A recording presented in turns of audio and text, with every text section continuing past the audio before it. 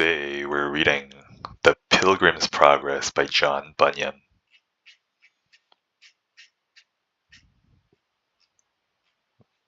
Chapter 1.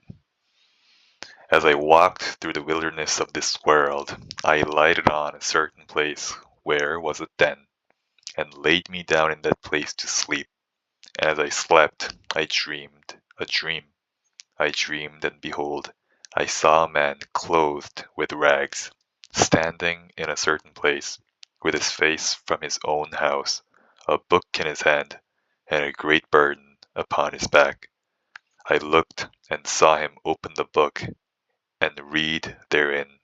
And as he read, he wept and trembled, and not being able longer to contain, he brake out with a lamentable cry, saying, "What shall I do?" In this plight, therefore, he went home, and restrained himself as long as he could, that his wife and children should not perceive his distress. But he could not be silent long, because that his trouble increased. Wherefore at length he brake his mind to his wife and children, and thus he began to talk to them. "O my dear wife," said he, "and you my sweet children, I, your dear friend, am in myself undone by reason of a burden that lieth hard upon me. Moreover, I am told to a certainty that this our city will be burned with fire from heaven, in which fearful overthrow, both myself, with thee, my wife, and you, my sweet babes, shall miserably come to ruin, except some way of escape can be found, whereby we may be delivered." At this all his family were sore amazed, not for that they believed that what he had said to them was true, but because they thought that some frenzy or madness had got into his head.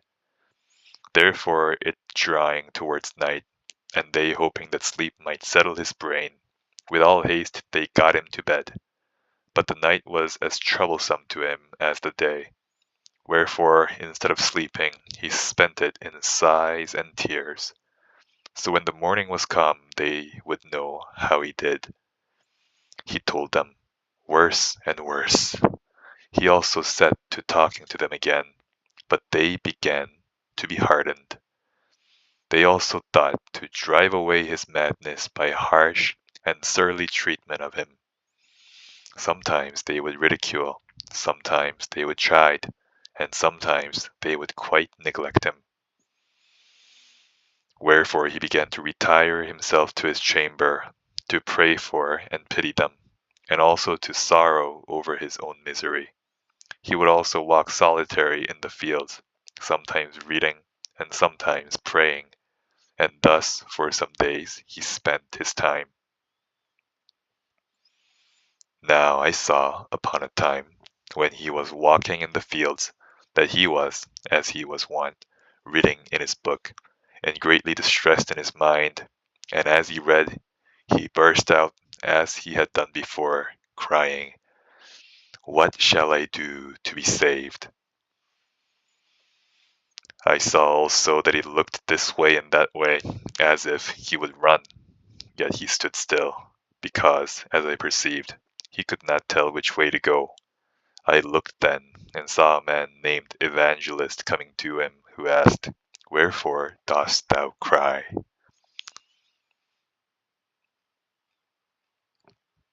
He answered, "Sir, I read in the book in my hand that I am condemned to die, and after that to come to judgment, and I find that I am not willing to do the first, nor able to do the second." Then said Evangelist, "Why not willing to die, since this life is troubled with so many evils?" The man answered, "Because I fear that this burden that is upon my back will sink me lower than the grave, and I shall fall into Tophet. And, sir, if I be not fit to go to prison, I am not fit to go to judgment, and from thence to death. And the thoughts of these things make me cry." Then said Evangelist, "If this be thy condition, Why standest thou still? He answered, Because I know not whither to go. Then he gave him a parchment roll, and there was written within, Flee from the wrath to come. The man therefore read it, and looking upon Evangelist very carefully, said, Whither must I fly? Then said Evangelist, pointing with his finger over a very wide field, Do you see yonder wicket gate? The man said, No. Then said the other, Do you see yonder shining light? He said, I do. Then said Evangelist, Keep that light in your eye, and go up directly thereto, so shalt thou see the gate, at which, when thou knockest, it shall be told thee what thou shalt do. So I saw in my dream that the man began to run. Now he had not run far from his own door, when his wife and children, perceiving it, began to cry after him to return. But the man put his fingers in his ears and ran on, crying, Life, life, eternal life. So he looked not behind him, but fled towards the middle of the plain. The neighbors also came out to see him run, and as he ran, some mocked, others threatened, and some cried after him to return. And among those that did so, there were two that resolved to fetch him back by force. The name of the one was Obstinate, and the name of the other Pliable. Now by this time the man was got a good distance from them. But, however, they were resolved to pursue him, which they did, and in a little time they overtook him.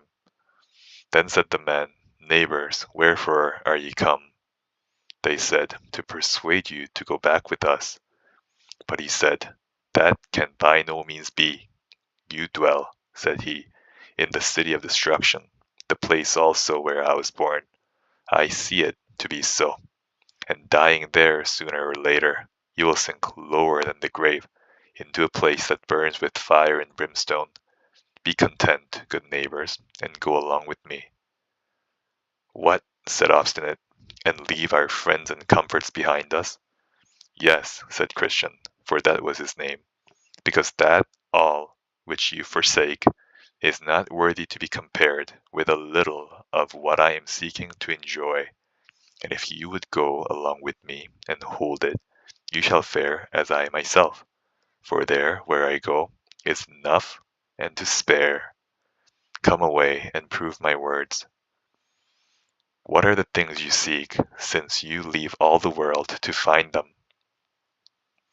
I seek a place that can never be destroyed, one that is pure, and that fadeth not away, and it is laid up in heaven, and safe there to be given, at the time appointed, to them that seek it with all their heart. Read it so, if you will, in my book. Tush, said Obstinate, away with your book. Will you go back with us or no? No, not I, said the other, because I have put my hand to the plough.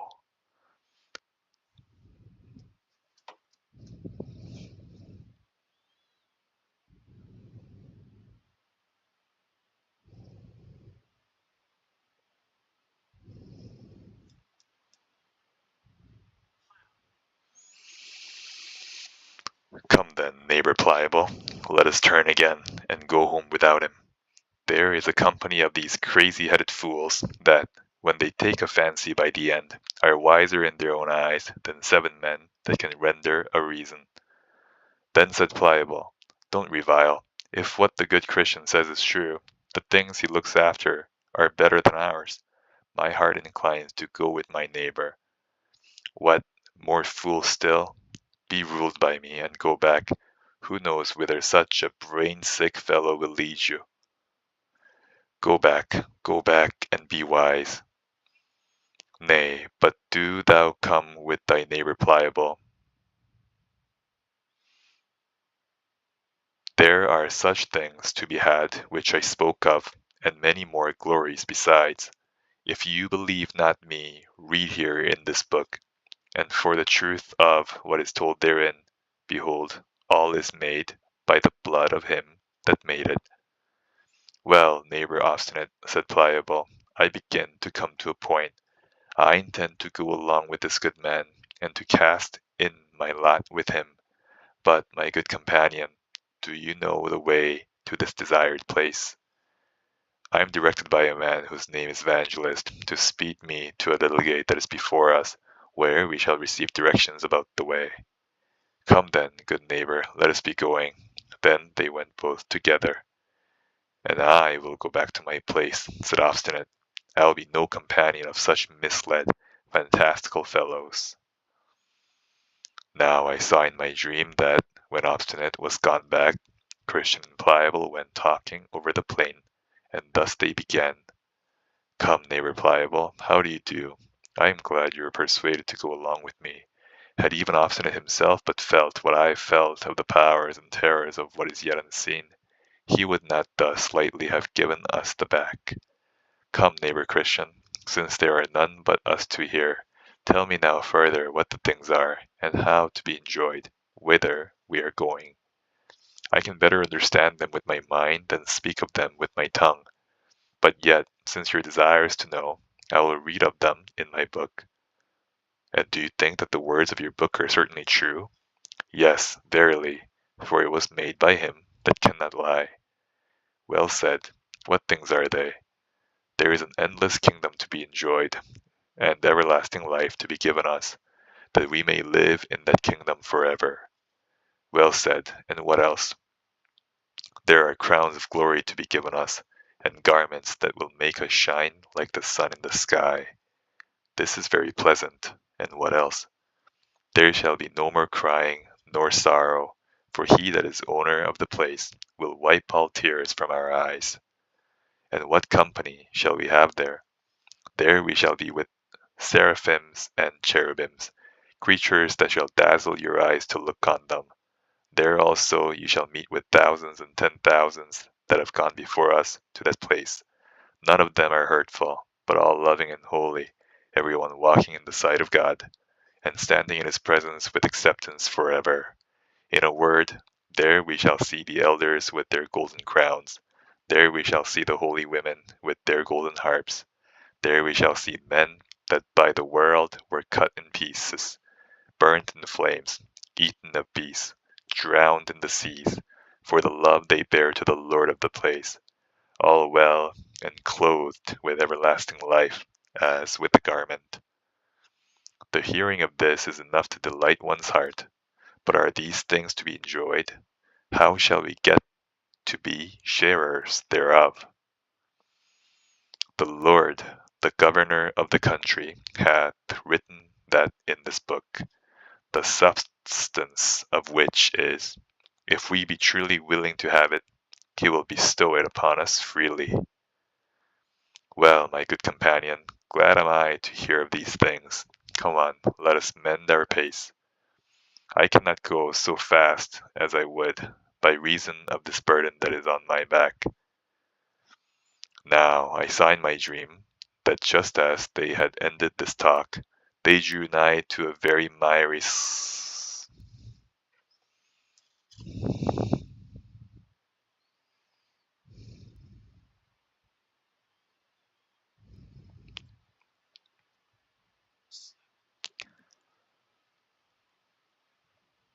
slough or swamp that was in the midst of the plain, and they, being heedless, did both fall suddenly into the bog.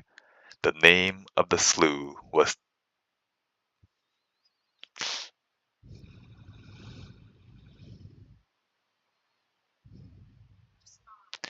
Despond. There, correction, here, therefore, they wallowed for a time, being grievously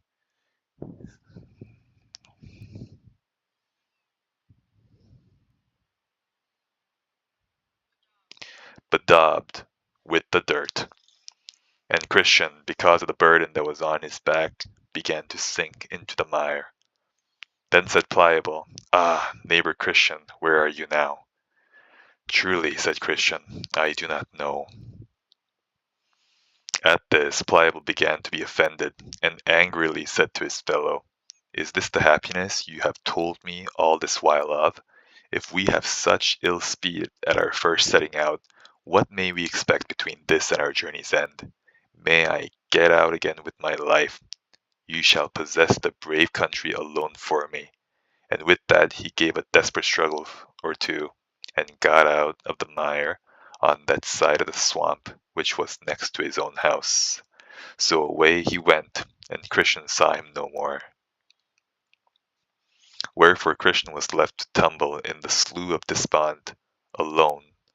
But still he tried to struggle to that side of the slough which was farthest from his own house, and next to the wicket gate, the which he did but could not get out because of the burden that was upon his back. But I beheld in my dream that a man came to him whose name was Help, and asked him what he did there.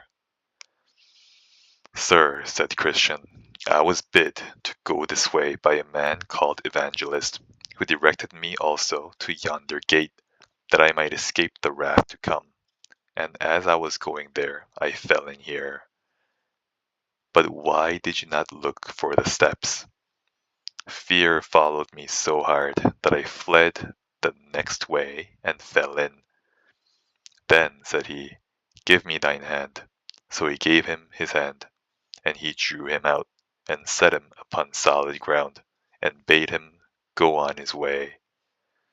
Then I stepped to him that plucked him out, and said, Sir, wherefore, since over this place is the way from the city of destruction to yonder gate, is it that this place is not mended, that poor travellers might go thither with more safety?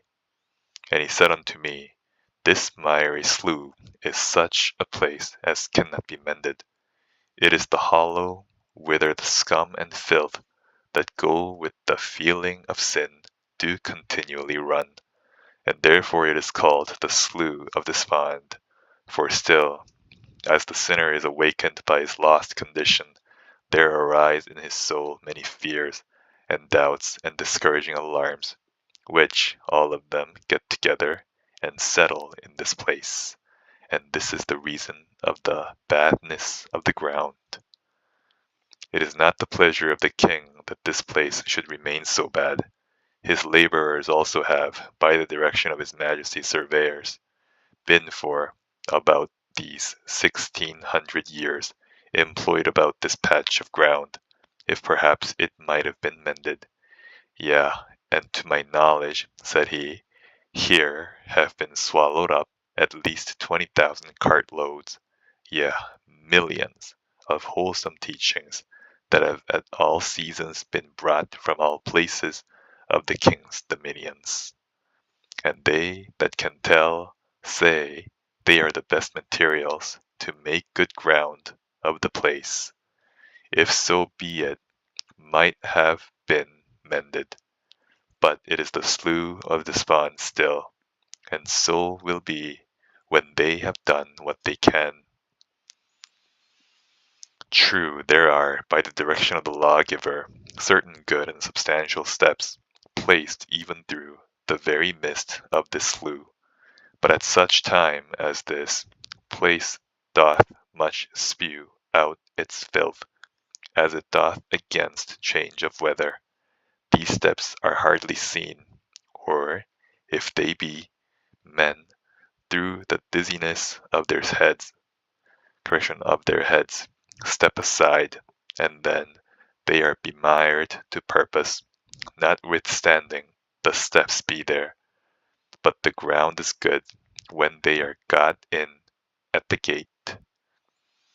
Now I saw in my dream that by this time Pliable was got home to his house. So his neighbors came to visit him, and some of them called him wise man for coming back, and some called him a fool for risking himself with Christian. Others again did mock at his cowardliness, saying, Surely since you began to venture, I would not have been so base to have given out for a few difficulties. So Pliable sat sneaking among them, but at last he got more confidence, and then they all turned their tails and began to abuse poor Christian behind his back, and thus much concerning Pliable.